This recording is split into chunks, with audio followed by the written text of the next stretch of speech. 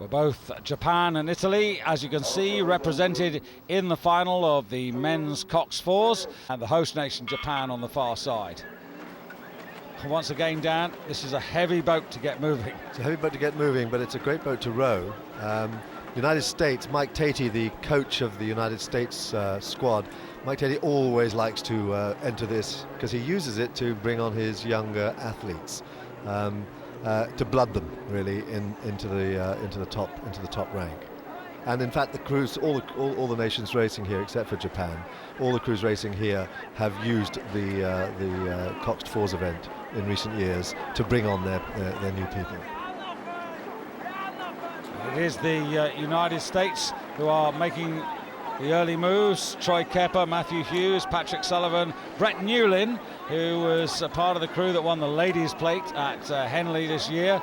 Just 23 years of age in the stroke seat. Their coxswain, Marcus McElhenney, who lists one of his interests as being a political activist. Ah, well, that'll be interesting to see what he does in the middle of this race.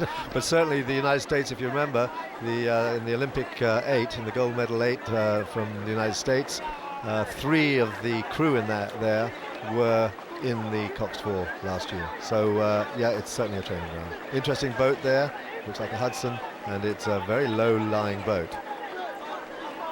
Just inside them, the French with Lionel Jacquiot, again a youngster, 21 years of age, the man in the stroke seat for the French as they go through the first quarter. So America up there with France chasing, Germany as well on the near side. And I have to say the Germans' men's squad could do with a boost, Dan. Well, they certainly could. I mean, they just haven't really shone at all in these championships. Very surprising as they try to bring on new people. It's been very difficult for them, and you know, they've not been making finals in boats that they were never out of finals. It's just quite extraordinary. Do you have a sense, and it does happen, that it's almost back to the drawing board, and it might be not even Beijing, it might be London by the time they can recover? A lot of it is the coaching program. It's very much down to the coaches and how a system is put in place and how that works. You know, you have to, when you see countries succeeding, why has Greece suddenly come on? Why did Ireland come on?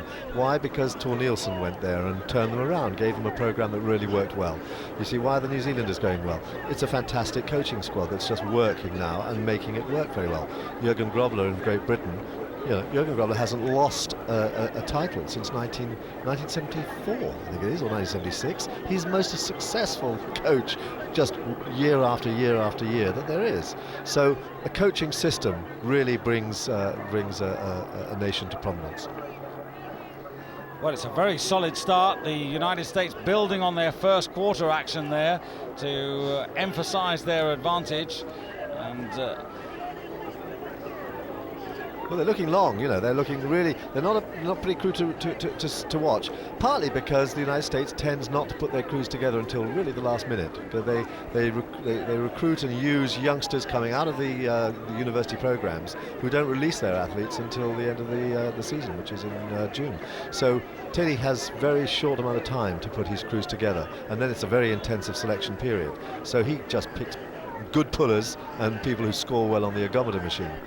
You'll see that the French have got they move a little bit more sweetly, they look better drilled, they're moving their boat very nicely there, and keeping their form perhaps rather better in the second half of this race.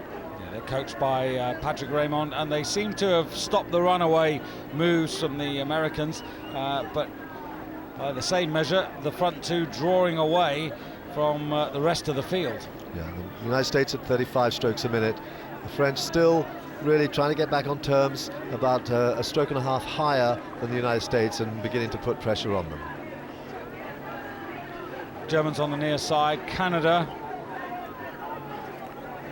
just 2 from the bottom of the picture, and I'm afraid Japan finding this all too much. Well, yes, Japan, it's a big man's crew, and the Japanese are not big athletes. I mean, the sumo warriors are, but certainly the rowers are not generally that big. So you've got, they're a bit outclassed in terms of just simple power and long levers.